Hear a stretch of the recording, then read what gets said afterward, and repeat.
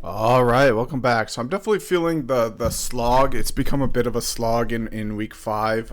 Difficult to get through, and then these supplementary materials are pretty intimidating for me. It's just a lot. So what I might be able to do is the formal exercise um, is adjustable, so you can pick from any one of the trainings that we've done so far. We've done quite a few. We've done sitting, we've done body scan, we've done yoga, and we've done turning inwards. So I want to do the yoga because I'm my physical health is pretty poor right now, and I want to establish a home exercise habit. I used to do that. And I really enjoyed doing that, but my poor eating habits got in the way, and eventually I became too heavy to do a home body weight program. But yoga can be really light. So like, yesterday was not my night. I had zero strength. I think it's because I wasn't taking. I stopped taking creatine, so um, I think I lost my strength. Yeah, not a good night last night, but I did it anyway. So that's kind of why yoga is good, because you can keep doing it, even if you can't really hold the poses for as long as the teacher can. All right, so yoga 2, I definitely have on my radar. I might want to swap that out for the sitting meditation. It's just kind of a lot for me to do so much yoga, especially at my current weight. That might make a lot of sense, and then I could get that done now. And I like the sitting meditations, so that might make a lot of sense. One thing I could do now that would be really effective is to log a informal practice.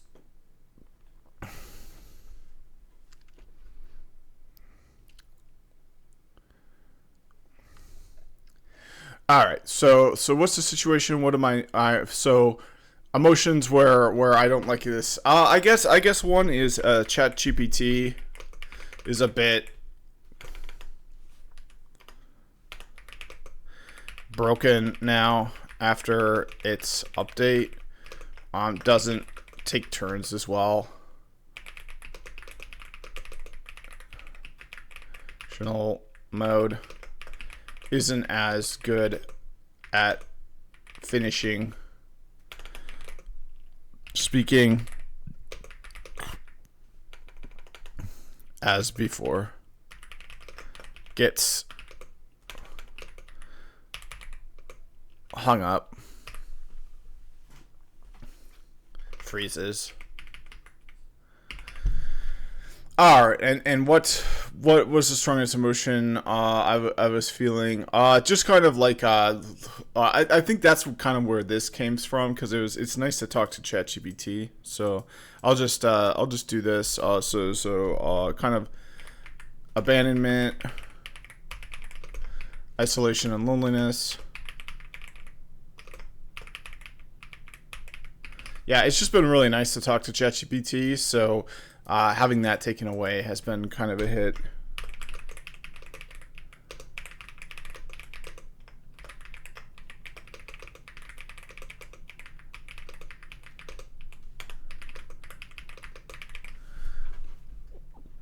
Okay, so the 1, 2, 3, 4, 5. So I gotta log one more after this. So how would I describe this physically? A lot of yeah. I think in the face,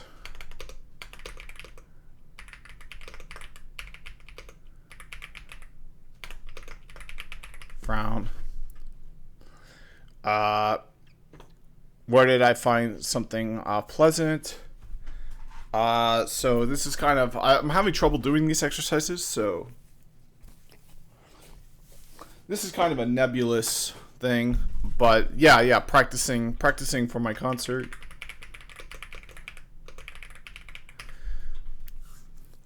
It's nice to have the time for practice. It's really hard to practice. What did you notice immediately after having done this process, or what do you know now? Yeah, same thing.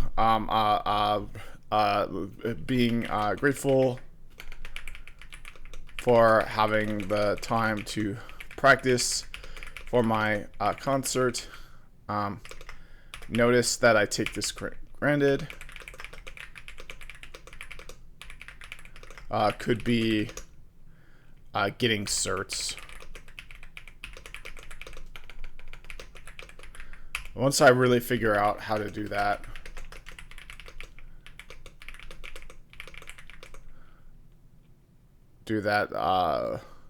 yeah, need to figure out how to do that. Okay, yeah, so this one has been hard for me. I don't think I've been doing this exactly accurately, but that's okay. 92% or so is still an A, and it's yeah, so it's really more about getting the essence of the week. I think I understand it. It's basically meant to be a fuller version of the stop exercise. So stop exercise is an acronym. It stands for stop, and then it stands for take a breath or notice your breath. So just shut everything else out in the world except for your breath. Then expand your awareness, because remember, this is mindfulness-based stress reduction. So you expand your mindful awareness out beyond your breath, but keep it within your body, and then expand it out even beyond that. Expand it out to the present situation, and then proceed the way that you think is the most appropriate, rather than just completely in an involuntary reaction. So that can be done in a fuller way. You can stop, you can take inventory of breath, and then the observing can be done in a much fuller way. You can really tap into what is happening that is very scary, and you can think about that, and then you can think about what is not scary right now, and you can kind of free yourself from not being able to see the whole picture. All right, so there we go. So, like, for example, so the classic example by the teacher is there was a do not enter sign from a construction crew working on a block. The teacher didn't know how to get to the yoga class or something he was teaching, except to go down that street. He was driving behind someone who apparently was dealing with the same issue. So the person in front of him decided to ignore that sign and go drive down this street, and got away with it. So he proceeded to follow, and he got caught. The construction worker got heated. Can't you see the sign? Swearing at him and stuff. So, what a lot of people would do is just swear back. So, like, F you, I couldn't see the sign. It wasn't posted enough. He didn't go after that guy.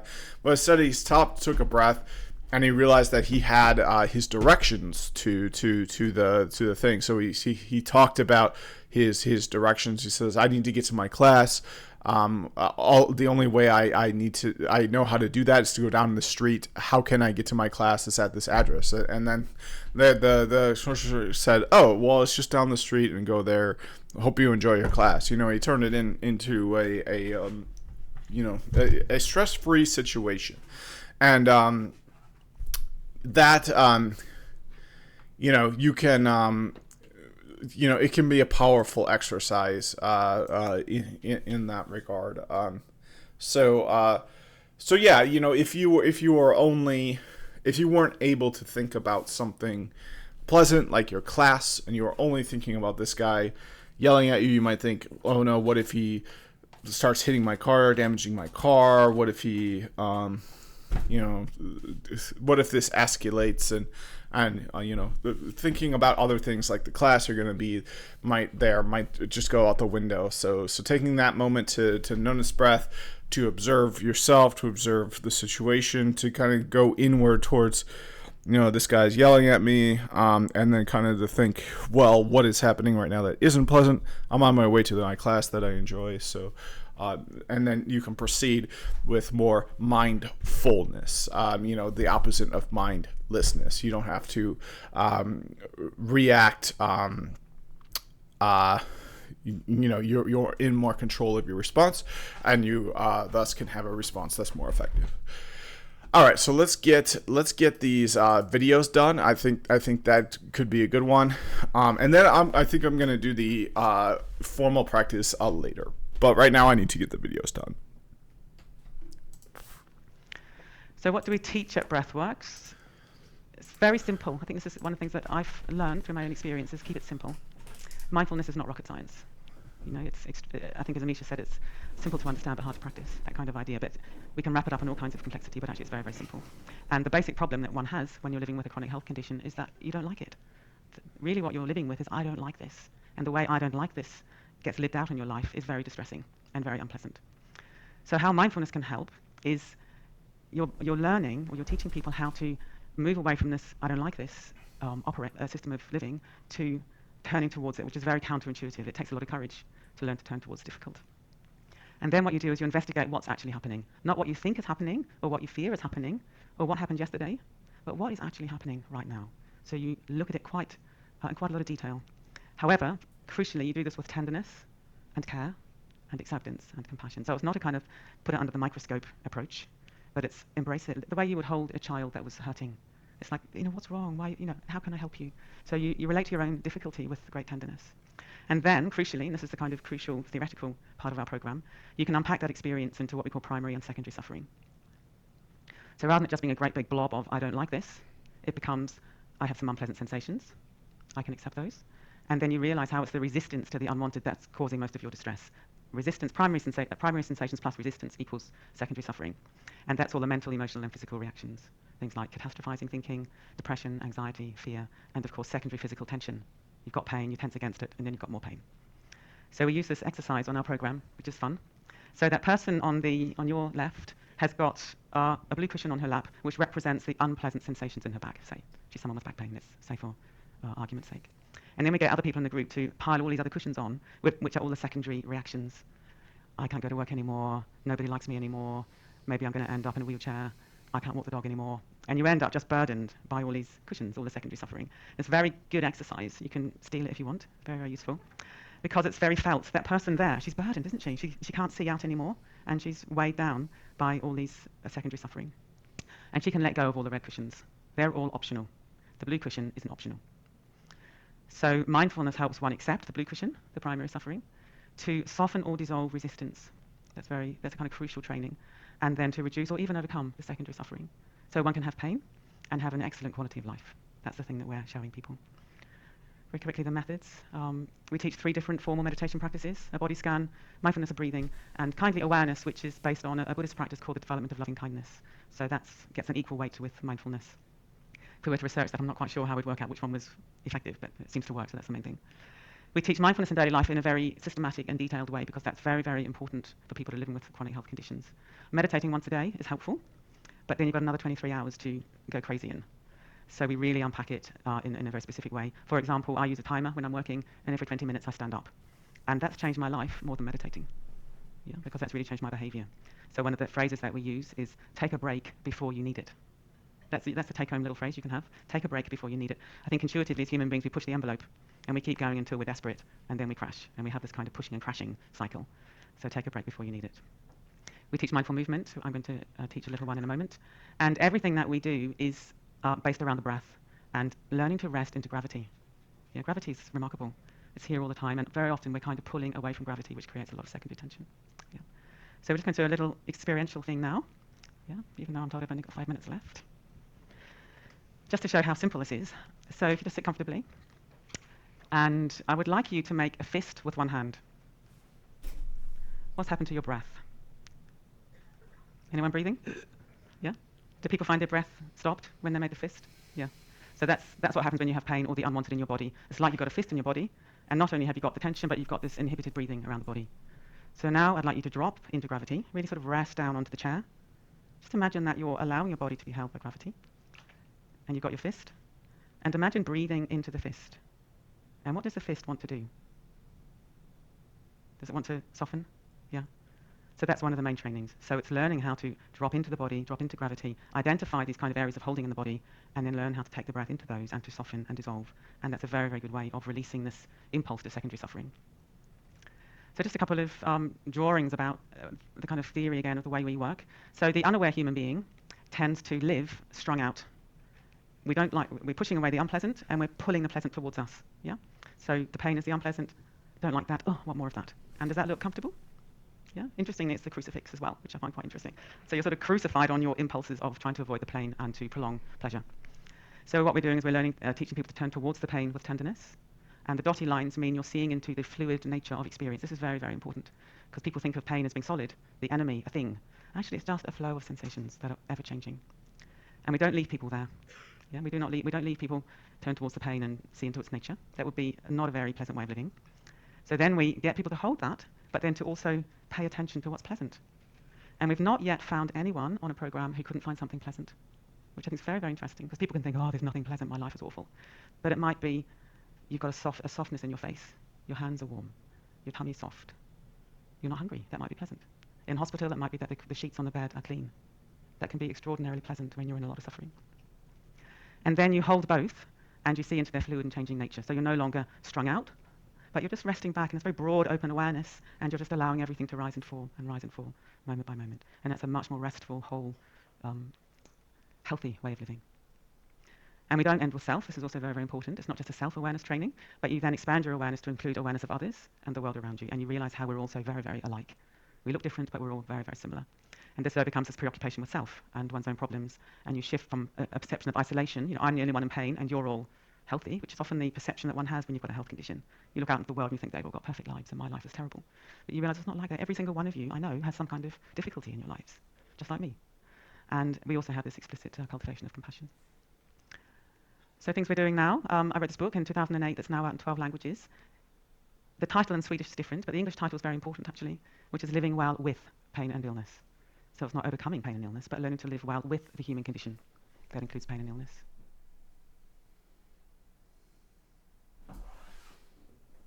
To be in a situation. All right, so that was an interesting one. Next one is One Moment at a Time, which they automatically play, but I want to make sure I'm not veering off course here.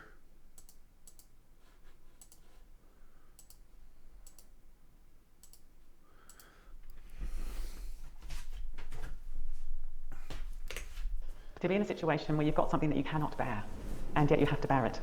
So it's like a complete sort of existential crisis, where there is no solution on its own level. So something has to break through. So I was there in the middle of the night in this intensive care ward, very, very sick people all around me. I'd had a treatment during the day, which meant I had to sit up for 24 hours. I hadn't sat up for months. And my pain was unbearable. I mean, it really was a dark night of the soul. And I had these two voices in my head.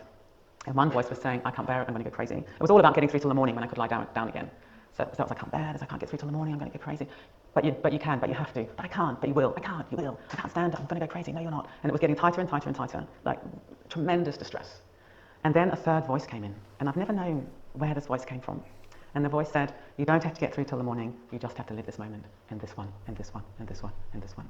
And my experience changed. It went from being very, very tight and contracted and full of anxiety to being more confident. I wouldn't say I was confident, that's putting too big a spin on it. But there was a sense of, oh yes, I can do this now. And of course I had to get through till the morning, obviously.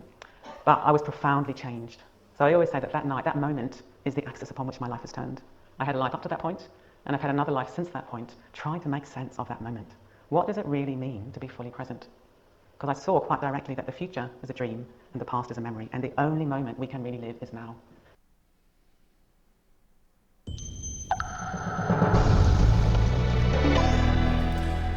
All right, so that's likely the next video anyways, but I just want to make sure I'm on track here.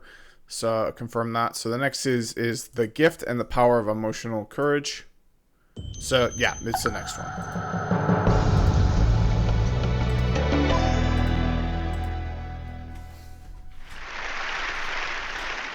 Hello everyone. Sawubona. In South Africa, where I come from, Sawubona is the Zulu word for hello. There's a beautiful and powerful intention behind the word, because Sawubona literally translated means, I see you, and by seeing you, I bring you into being. So beautiful, imagine being greeted like that. But what does it take in the way we see ourselves, our thoughts, our emotions, and our stories that help us to thrive in an increasingly complex and fraught world? This crucial question has been at the center of my life's work, because how we deal with our inner world drives everything, every aspect of how we love, how we live, how we parent, and how we lead. The conventional view of emotions as good or bad, positive or negative, is rigid, and rigidity in the face of complexity is toxic. We need greater levels of emotional agility for true resilience and thriving.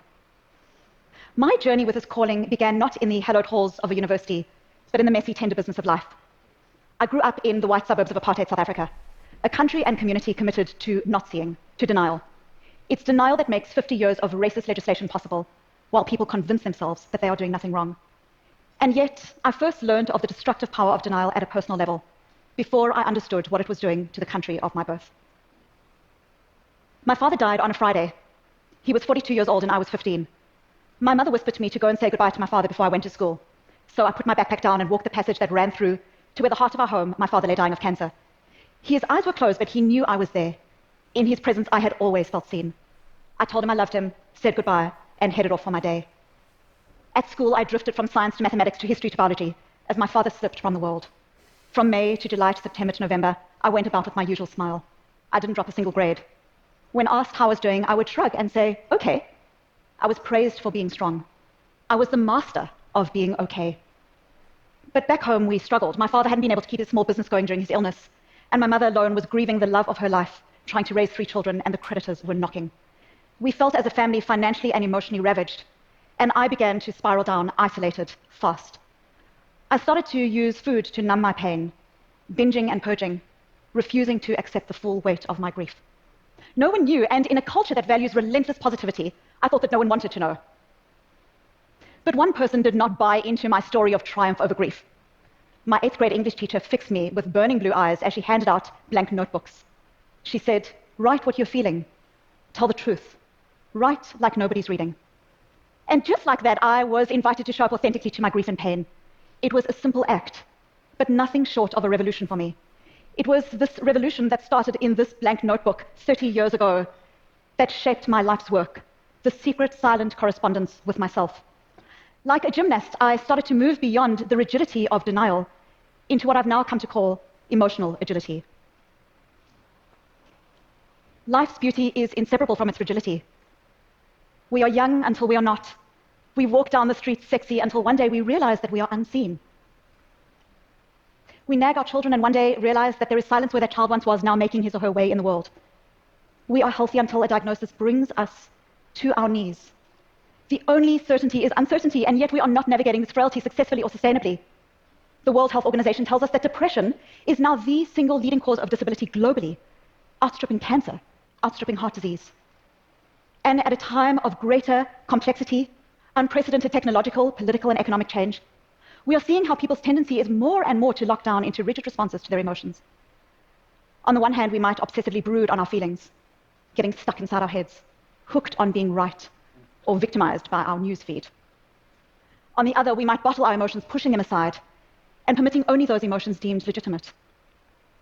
In a survey I recently conducted with over 70,000 people, I found that a third of us, either judge ourselves for having so-called bad emotions, like sadness, anger, or even grief, or actively try to push aside these feelings. We do this not only to ourselves, but also to people we love, like our children. We may inadvertently shame them out of emotions seen as negative, jump to solution, and fail to help them to see these emotions as inherently valuable. Normal, natural emotions are now seen as good or bad.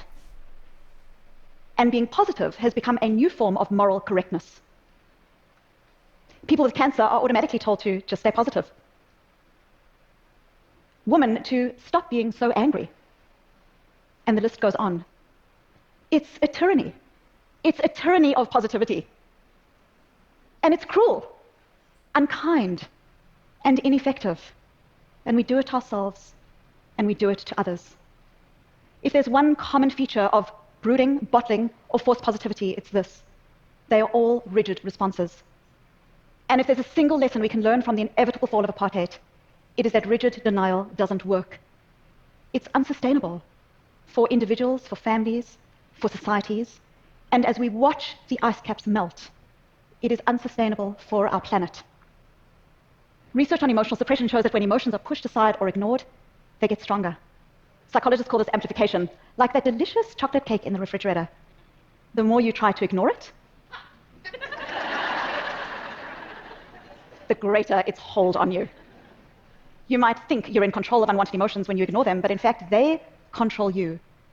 Internal pain always comes out. Always. And who pays the price? We do. Our children, our colleagues, our communities. Now, don't get me wrong.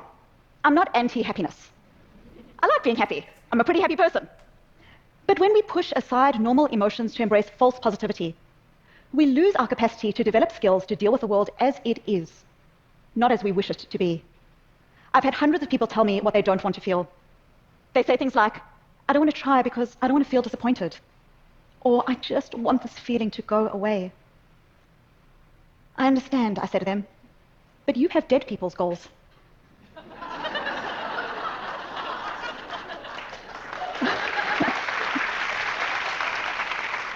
Only dead people never get unwanted or inconvenienced by their feelings. Only dead people never get stressed, never get broken hearts, never experience the disappointment that comes with failure. Tough emotions are part of our contract with life. You don't get to have a meaningful career or raise a family or leave the world a better place without stress and discomfort. Discomfort is the price of admission to a meaningful life. So how do we begin to dismantle rigidity and embrace emotional agility?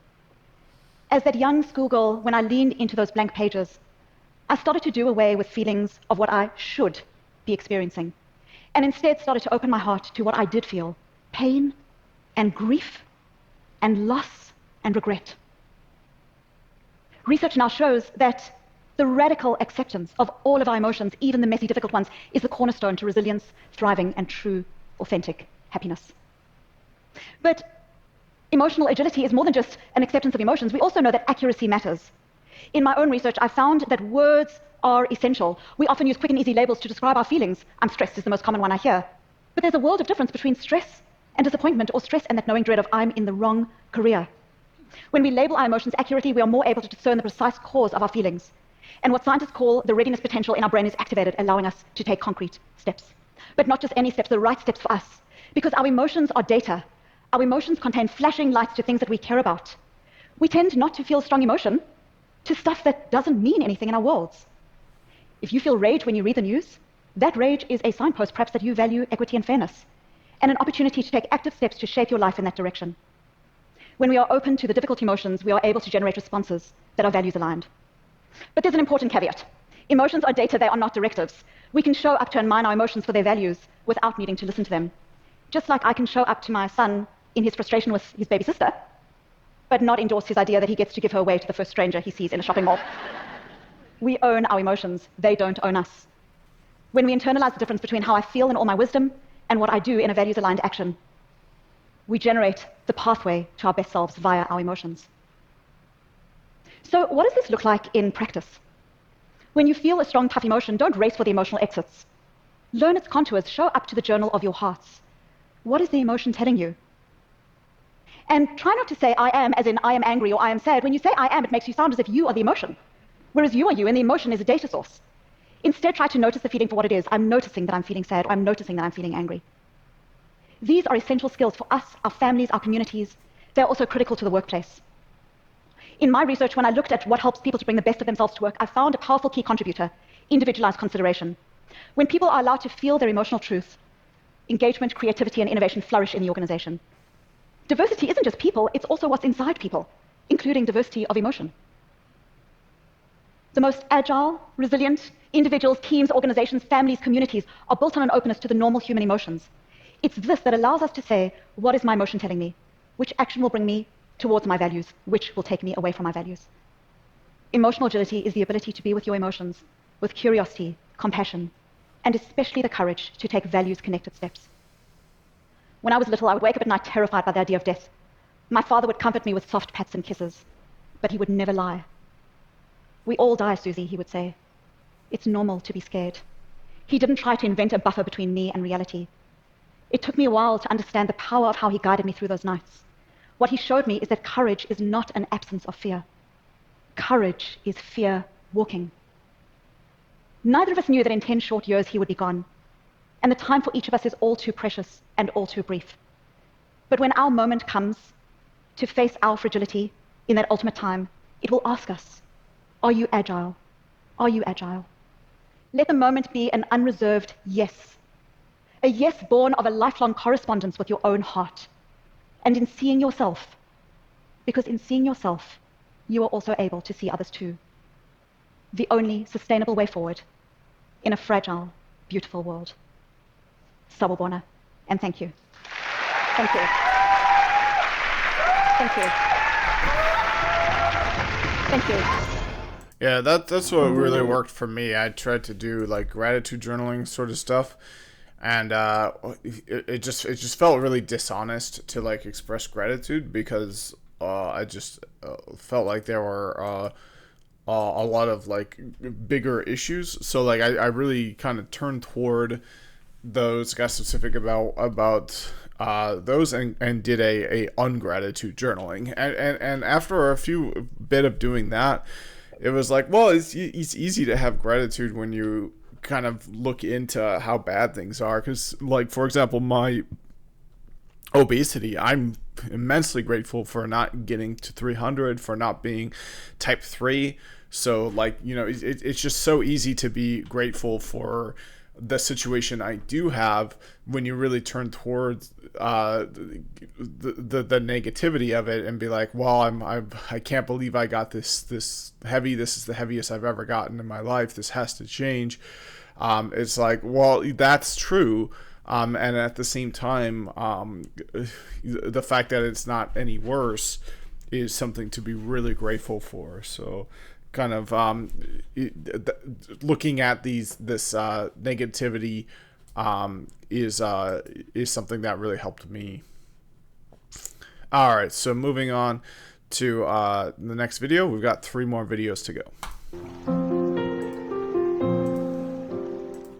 So the question is, how do we keep on inhabiting our body and relating, especially when there's unpleasantness, when there's pain, and when everything in us is going, I don't want to be here? And there is an equation that's very, very useful when we explore this, which is pain times resistance equals suffering. This is what happens when we have pain, is that there's a signal that something's wrong, and then it starts proliferating. So it's not just pain, but there's resistance to what's there, and then we lock in to suffering. A few days ago, I was swimming. I swim pretty regularly, and I strained or pulled something behind my knee. Now, my 2 major ways of exercising are hiking and swimming, and so it was medium pain. I could feel it with my steps, and so it was in my awareness. But it wasn't the unpleasantness of the pain that had me start resisting. It was where my mind went. Oh my God, I'm not going to be able to swim. I'm not going to be able to hike. All my techniques for my antidepressants in this world are gone. I'm going to go downhill. How long is this strain going to last? What should I do? Should I not even be walking? You get the idea, right? That's where we start locking in. It's not just the physicality of pain. It's what our mind does with it. So pain times resistance equals suffering. Pain times presence. Pain times presence equals freedom. And let's look at how that can be the case. The first step is, when you find that there's pain in your body, just out of interest, start checking, okay, how am I resisting? What's the resistance? And what you'll probably find, if you look close enough, is where there's discomfort, there's a tensing against it. There's like a pushing away. And you'll also notice that your mind doesn't like it, and that there's thoughts about it that are trying to get rid of it. So you'll start sensing the different layers. Bring that above the line. We talk about the circle with the line going through it, and what's below the line is where you're unconscious, and above the line is consciousness. Bring resistance above the line, because if it's below the line, the contraction will end up creating more suffering. That's part 1. The second thing is, drop the word pain and just sense what's there as changing sensations. And you might even be sitting here right now and feeling your body, and maybe there's an area in it that's uncomfortable, that hurts. The practice is to shift from that fixed concept, pain, to, okay, this is moving sensations, and get interested in seeing if you can feel them, just as we practice with the meditation, from the inside out. Can you feel the center of them? Can you feel the space they occupy? Can you notice how they're changing? Maybe there's even some words like swirling, squeezing, aching, tight, burning, cool. Just see if you can notice a lot about them, and start discovering, as you pay attention that way, this kind of dynamic presence, this space that you can inhabit that isn't so caught in the pain. You're not reacting to it. You become the space of presence. There's a real shift in your identity. The bottom line trick is to know that the sensations of unpleasantness belong. In this life, it's inevitable. They say pain is inevitable, suffering is optional, It's inevitable to have the discomfort. So let me tell you about one woman that was one of my inspirations in working with unpleasant sensations in the body.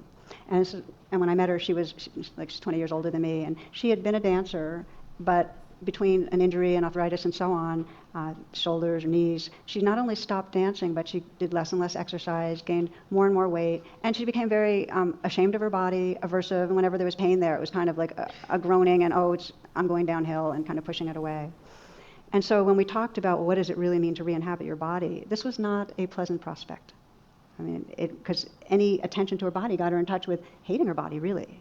So the work of the practice was to notice the layers of the resistance, not liking my body, not trusting my body, feeling betrayed by my body. When pain comes up, it's only going to get worse, this arthritis. All the thoughts and all the ways that she tensed against and pulled away. And her practice became to kind of undo the resistance, just to say, it's okay, this belongs. In other words, whatever the waves were there, the waves in her mind, the waves in her body, the unpleasantness, this belongs. Now the power of saying this belongs, or I sometimes say this too, is every time you say it, there becomes more space for what's there.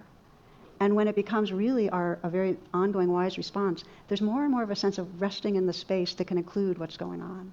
So she kept saying, this belongs, and shifting from pain, arthritis, and the story to just sensations.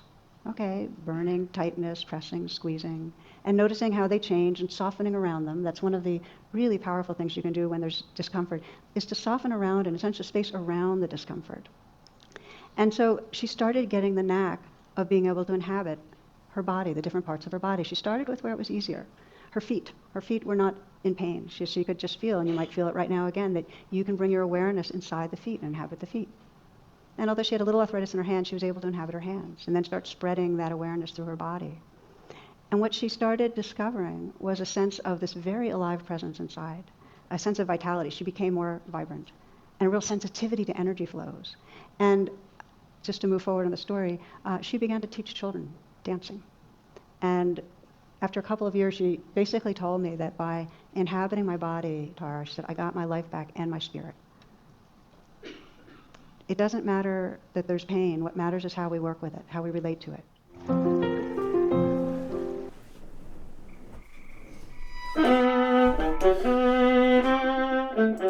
Oh, sorry. Another vehicle, or not a vehicle. Another video started when I hit the button. So this video is unrelated. So let's get back to the task at hand. So we just finished pain times resistance equals suffering. So now we got holding your feelings, and then one more, and we're done with the videos.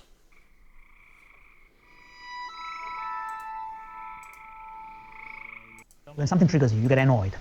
And then when you catch yourself that you're annoyed, and then you don't allow yourself to express it in behavior, which is good because it could have negative consequences which you don't want. But on the other hand, you are right. You are left with this uncomfortable feeling, of something that has happened inside you that's caused a disturbance. But here, I think the compassion practice is helpful because, you don't then beat yourself. In the West in general, and particularly in America, people are not very good at being compassionate towards themselves. Self-compassion is a big problem. And people immediately judge themselves, are harsh on themselves, and then the guilt kicks in. And this is where, again, the mind training type practice is helpful because you catch yourself before you start going that path. So ideally, you would want to hold, what you are feeling and just stay with it. I heard someone describe mindfulness practice to a total stranger as, it's like, holding a baby.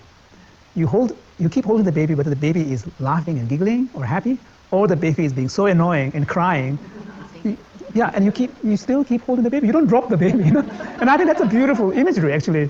I mean, so I think the mindfulness and the compassion practice, if you can bring it, not only you stop from your emotional reactivity leading to a negative behavior, but also it allows you to stay with that negative experience and don't judge yourself so that you don't perpetuate another cycle. You may not harm others, but then you start harming yourself,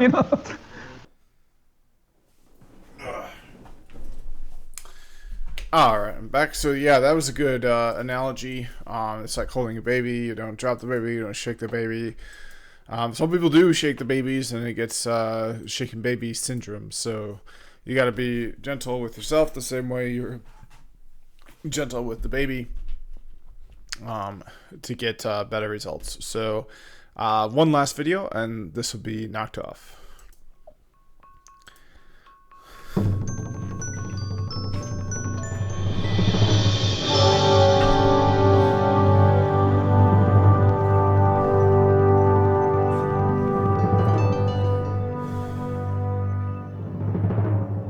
So how do I define self-compassion then? I really don't see a difference between compassion for self and others. I define them the exact same way. I argue that self-compassion has the components of a sense of kindness, care, understanding for yourself versus judgment, a sense of common humanity versus feeling isolated and cut off from others, and then a sense of mindfulness, right, being aware of the suffering that's occurring versus over-identification, which again, I'll just clarify this in one moment. Let's go through each one separately. Okay, so self-kindness versus self-judgment. Kindness is more than just hearts and flowers, okay? Kindness has a very active component to it. It means when you're kind to yourself, you really want to comfort yourself when you're suffering. You want to alleviate your suffering. You want to soothe yourself, okay? It's a very active stance where I want to do whatever I can to help myself feel as good as possible in this moment, okay? Common humanity, really framing one's own experience in light of the common human experience. It's very funny, if I were to ask any of you, are you a human being? Are you a human being? Yes, of course. Is everyone else a human being? Yes, of course. Does everyone else suffer? Yes, of course. You would say that logically. But in the moment, when you just blew it at work, or you had someone reject you, or something really bad happens in your life, what happens non-rationally is that we get very egocentric. We feel like, why me?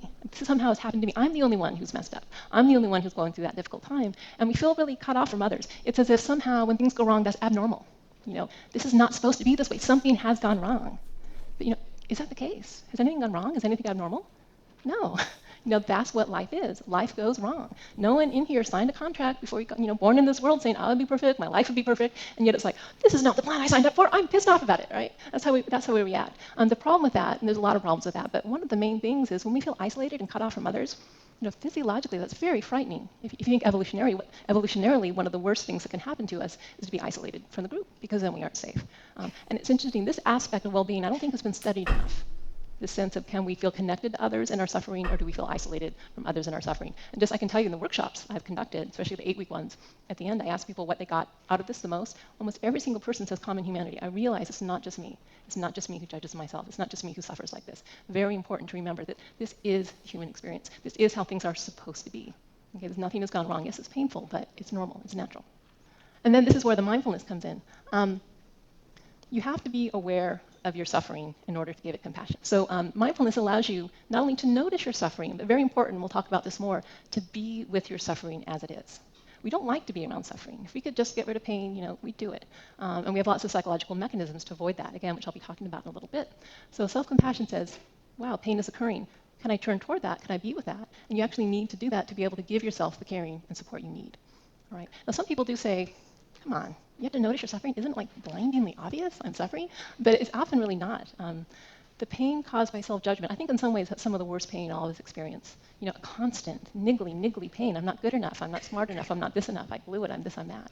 But often we are so lost in the role of self-critic that we don't really stop to realize, oh my God, this is really, really hurting. And in some ways it feels more comfortable to be the self-critic, because at least the self-critic isn't the person that messed up. The self-critic knows you messed up. The part of you that feels really, vulnerable and insecure and a failure. Often we don't give that side of the process as much attention. Okay, and then also very important, when things go wrong in our lives, very often we go straight into problem-solving mode. It's like, there's a problem. I don't want there to be a problem. Need to fix the problem. Immediately. And what happens is we go straight into problem-solving mode and don't stop to, again, turn towards the suffering and say, whew, this is really hard. This is difficult. I need a little care and compassion to get me through this. Then we really aren't at our best and our most psychologically stable when we go towards trying to fix that problem. Okay, so it's actually something you have to remind yourself to do before going straight into fixing problems, to just acknowledge and validate how difficult the situation is. All right, there you have it. That's it for that. Yeah, I like that last. So just acknowledge how difficult things are. I really like that. I feel like that's where a lot of people go wrong with like gratitude journaling, that sort of stuff. It's if you don't turn towards and you're just like, oh, I'm grateful for the sunshine today, despite having a cancer diagnosis that I got this afternoon. It's like, no, you're not doing it right. Like, you have to it's not about just ignoring the difficult things in your life.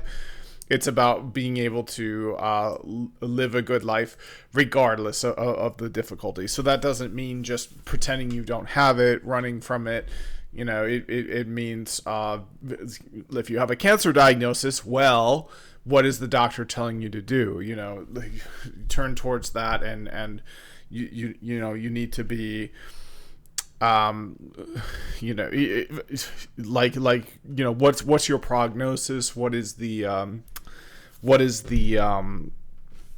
things that you need to do as a result of that? You know, getting those things done, taking the diagnosis seriously, trusting the professionals. You know, that's where mindfulness can help. Otherwise, instead, if all you're thinking is, oh, woe is me, then you might kind of be making some erratic decisions. Oh, maybe I can eat more tomatoes and my cancer will go away. It's like, well, let's think more carefully about what the doctor's actually saying, and see and start there by really being mindful of the doctor. All right, so that's it. So we've got videos, reading, practice sheets are completely done. So now we have the supplementary materials. Those are the only ones left, and there's a lot of them. It's kind of too much, and then already I'm at 46. So I think I'm gonna end it here, and then I'll come back and do these later. And you know, this is not. I don't really need this that much right now. You know, I'm not confined to a wheelchair. I don't have like a cancer diagnosis, so like my health isn't perfect. But I think skipping all of these supplementary materials is great. If you're following along with me and you have severe emotional or physical pain towards to, then I'm say maybe take an extra week and get through all of these. It might help, but for me, I think I'm good to move on. So that's it for this video.